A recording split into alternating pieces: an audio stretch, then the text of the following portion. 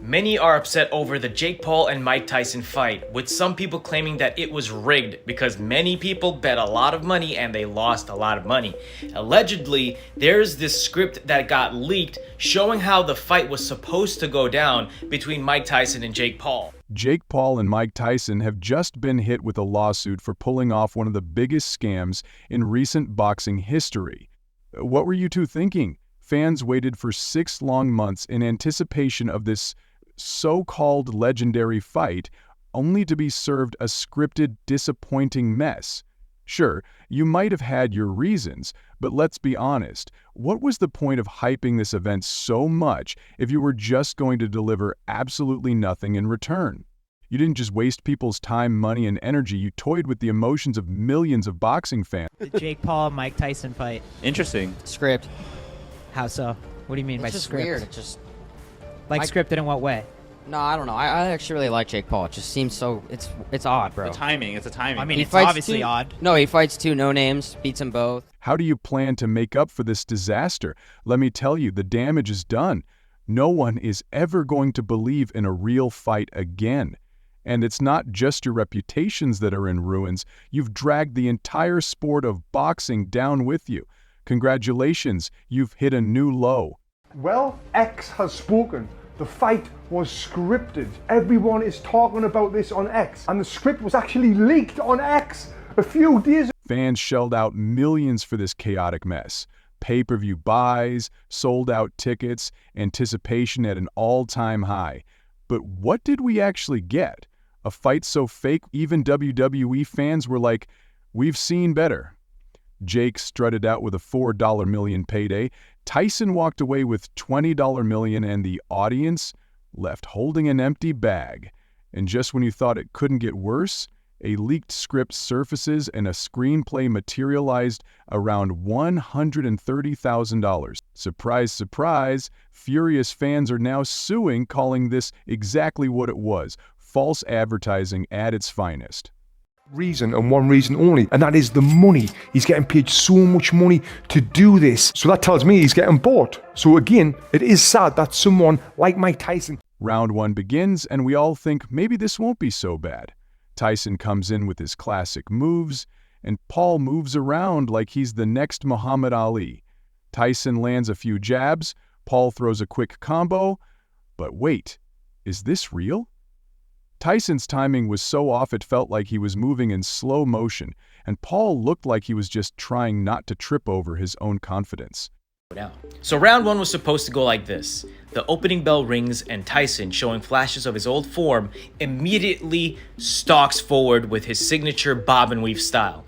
Paul maintains distance, circling the ring cautiously. Tyson lands a few jabs, but Paul's youth shows in his superior ability. Round 2 starts, and Tyson lands a strong left hook. The crowd cheers for about 5 seconds, then reality sets in.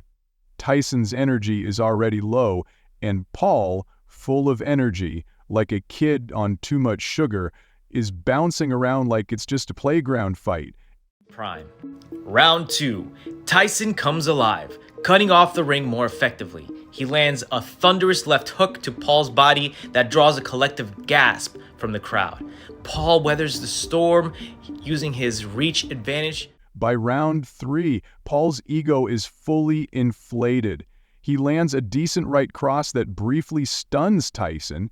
Tyson tries to fight back, but it's obvious his signature moves have turned into slow, awkward swings. Meanwhile, Paul is walking around like he just knocked out the ghost of Muhammad Ali. It's embarrassing for Tyson, Paul, and the sport of boxing. By round 5, did we get a punch? Of course not. Instead, we got a long, drawn-out decision win for Jake Paul. The audience, both in the arena and at home, probably felt like they'd wasted more than just their money. They didn't tune in for an amateur show. They tuned in for a battle of legends. What they got was more like a bad high school drama with boxing gloves. The grand finale? A scripted knockout. 3. Paul gains confidence, starting to plant his feet more. He lands a sharp right cross that momentarily stuns Tyson. The former champion responds with a vintage combination, but Paul slips most of it. By round 5, did we get a punch? Of course not. Instead, we got a long, drawn-out decision win for Jake Paul. The audience, both in the arena and at home, probably felt like they'd wasted more than just their money. They didn't tune in for an amateur show, they tuned in for a battle of legends. What they got was more like a bad high school drama with boxing gloves. The grand finale? A scripted knockout. That catches him flush on the chin. Tyson's leg buckle and he drops to the canvas. Then he's out for the count, but Tyson, despite his warrior heart, cannot beat the 10 count. Winner Jake Paul by KO. What? But wait, let's talk about the real issue here. Mike Tyson's health. Just months before this circus act, Tyson was literally fighting for his life. He had 8 blood transfusions, and half of his blood was gone due to complications from an ulcer. And somehow, someone thought, yeah, this guy is ready to fight. Texas, you deserve a round of applause for setting the bar so low, it's underground. Their medical clearance process is the joke. Tyson, who had lost 25 pounds and was recovering from a near-death experience, was thrown into the ring with someone half his age, and we're supposed to believe this wasn't just a cash grab? Tyson didn't even try to hide it. He straight up said, "I did it for my bills." Think about that. The man who once ruled boxing ended up in a scripted circus just to pay his bills. It's tragic. Tyson walked away with $20 million, sure, but at what cost? His legacy? His dignity? Honestly, it's heartbreaking to see a legend sink this low. We had to see that because if I hadn't saw that, I would be worried that this fight may not even Jake, where do we even start with him?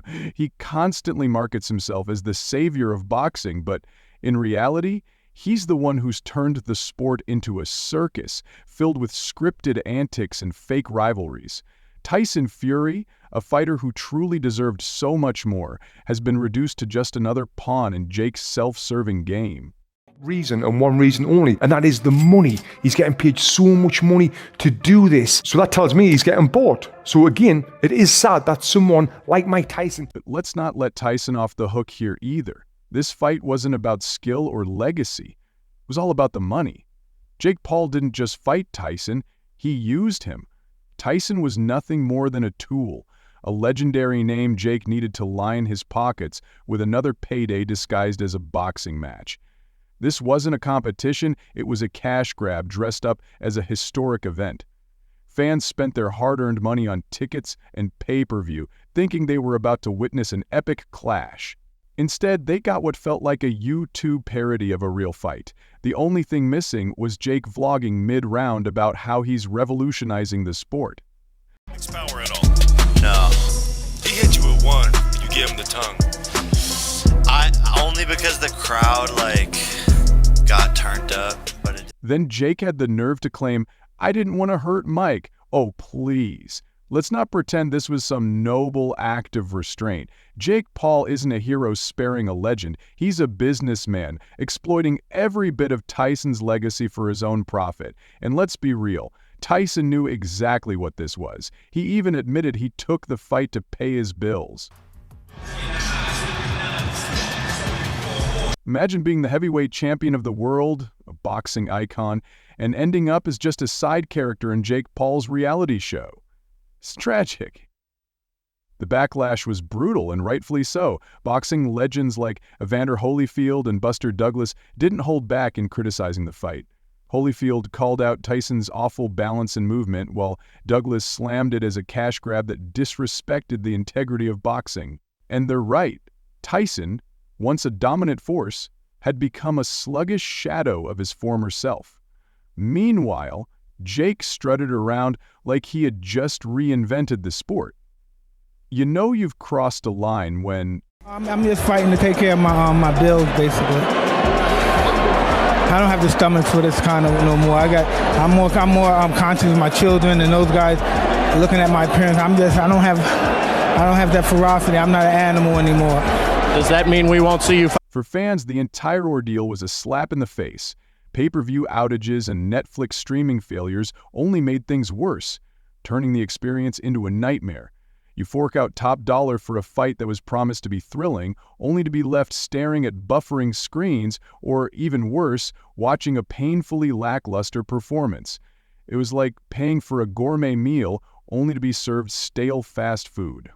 And as if the fight itself wasn't disappointing enough, the leaked script made everything feel even more manufactured. Your friend Mike Tyson tweeted that he almost died over the summer. He said, he had a bunch of blood transfusions, just had to fight to get healthy, and then his performance yesterday against Jake Paul. Just your thoughts on what we saw. Mike Tyson was right, and I was wrong. However, for many fans, it wasn't just about feeling cheated, they felt manipulated. The match played out exactly as the leaked script predicted, raising serious doubts that it was all staged. And really, how could anyone think otherwise? This wasn't a fight, it was WWE without the fireworks. First and foremost, Mike Tyson, it's such an honor. Let's give it up for Mike, bro. He's a legend. He's the greatest to ever do it. Of course, social media exploded. Memes mocking Jake Paul and Mike Tyson flooded every platform, with fans labeling the fight as boxing's biggest joke. They accused both fighters of staging what many saw as a glorified exhibition. And then came the lawsuits. Bettors, who had put their money on what they believed was a legitimate competition, were furious.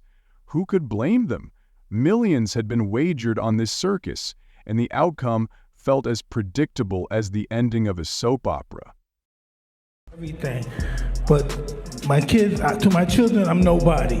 But that night they're going to find out their father's very special. His balance seemed off, but let's take a step back. This fight wasn't just a letdown. It was a glaring example of everything that's wrong with modern boxing. Both fans and critics agree, Jake Paul's fights are more about spectacle than skill. He's not a boxer, he's a brand. Watching Tyson struggle in the ring was heartbreaking. The man who once ruled the sport now seemed to be fighting just to survive the next round. It wasn't inspiring, it was downright sad. Well, X has spoken. The fight was scripted. Everyone is talking about this on X, and the script was actually leaked on X a few days ago. Here's the harsh truth. Jake Paul and Mike Tyson took $60 million from fans and gave them nothing but regret. Tyson's legacy took a blow, while Jake Paul solidified his reputation as the king of hype over real talent. It was a betrayal. Fans don't ask for much. They want genuine competition, not a scripted show.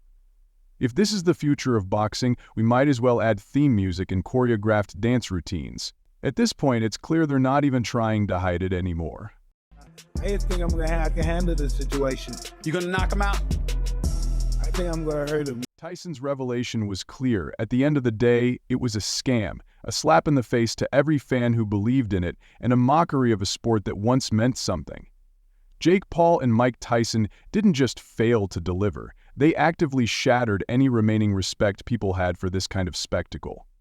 To the fans suing over this mess, good luck, you deserve every penny back and more.